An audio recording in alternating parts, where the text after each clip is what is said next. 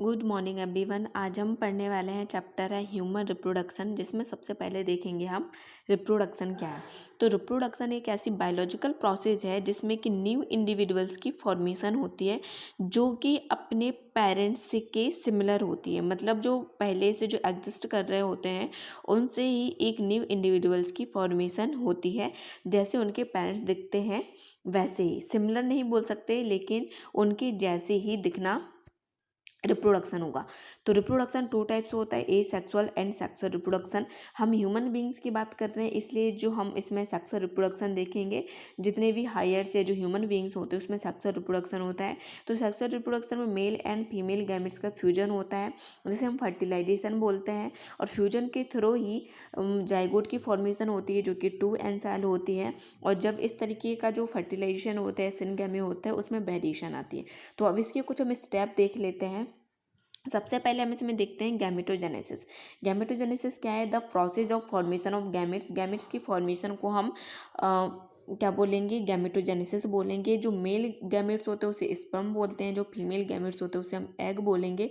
और स्पर्म की फॉर्मेशन के लिए हम स्पर्मेटोजेनेसिस एंड एग की फॉर्मेशन के लिए बोलेंगे oogenesis। गैमेट ट्रांसफ़र क्या होगा कि मतलब गैमेट का ट्रांसफ़र होना। तो जो मेल गैमेट्स होते हैं वो मोटाइल होते हैं जबकि फीमेल गैमेट्स होते हैं वो नॉन मोटाइल होते हैं।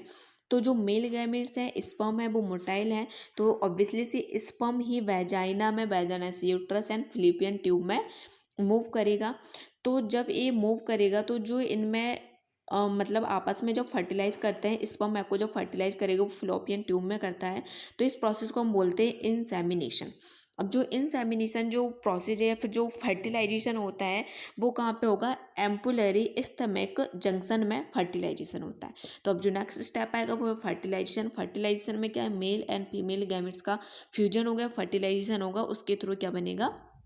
जाइगोट बनेगा। अब जाइगोट बनेगा उसके आगे। अब जाइगोट बनने के बाद क्या होगा? जाइगोट में डिवीजन होता है। तो जो फर्स्ट डिवीजन होगा उसे हम बोलेंगे क्लीवेज, या फिर जो नेक्स्ट स्टेप आएगा डिवीजन का, जाइगोट के डिवीजन को, उसे हम बोलेंगे डिफ्रेंसिएशन। तो जो जाइगोट में फर्स्ट डिवीजन होगा उसे हम बोलते हैं क्लीवेज। और जो 2 सेल्स में यहाँ पे डिवाइड हो गया उसे हम बोलेंगे ब्लास्टोमेयर। जो सेकेंड डिवीजन होगा उसमें 4 सेल, इसके बाद थर्ड में 8 सेल, फिर 16, 32 एंड 64 ऐसे डिवीजन होते जाते हैं। तो जो इसमें इंपॉर्टेंट है एक तो है थर्ड जिसमें जो 8 सेल बनती है जिसे हम मोरुला स्टेज बोलते हैं, 32 सेल्स जिसे हम ब्लास्टोसिस्ट या ब्लास्टुला बोलते हैं। तो जो ब्लास्टोसिस्ट है यूट्रस की इनर मोस्ट लेयर जिसे हम एंडोमेट्रियम भी बोलते हैं, उसमें क्या होता है? उसमें अटैच हो जाता है जिसे हम बोलते हैं इम्प्लांटेशन। तो नेक्स्ट स्टेप आएगा इम्प्लांटेशन। इसमें क्या होगा कि attachment of blastocyst of the inner most layer of uterus की इनर मोस्ट लेयर में ब्लास्टोसिस्ट या ब्लास्टुला काफ़ी अच्छे से अटैच हो जाता है, जिसकी वजह से ब्लास्टोसिस्ट में जो फिंगर लाइक स्ट्रक्चर शो होते हैं उस फिंगर लाइक स्ट्रक्चर को हम बोलते हैं कोरियोनिक बिलाई। तो जो कोरियोनिक बिलाई है वो यूट्रस की टिश्यू के साथ काफ़ी अच्छे से अटैच हो जाती है, जिसके बाद जो डिस्क शेप स्ट्रक्चर बनेगा जिसे हम बोलते हैं प्लेसेंटा। अब प्लेसेंटा का फंक्शन क्या होता है?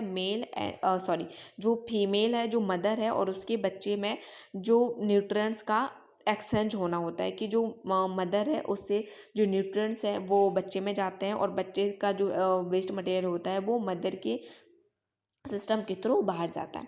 इसके बाद होता है गैस्टेशन, मतलब जो बच्चे की डेवलपमेंट चलती है, जो 9 मंथ तक जो डेवलपमेंट होती है उसे हम बोलते हैं गैस्टेशन एंड पार्चुरेशन। डेवलपमेंट होने के बाद जब 9 मंथ कंप्लीट हो जाते हैं, बच्चे की पूरे अच्छे तरीके से डेवलपमेंट होने के बाद बेबी का डिलीवरी होता है जिसे हम बोलते हैं पार्चुरेशन, मतलब delivery of the baby. Thank you.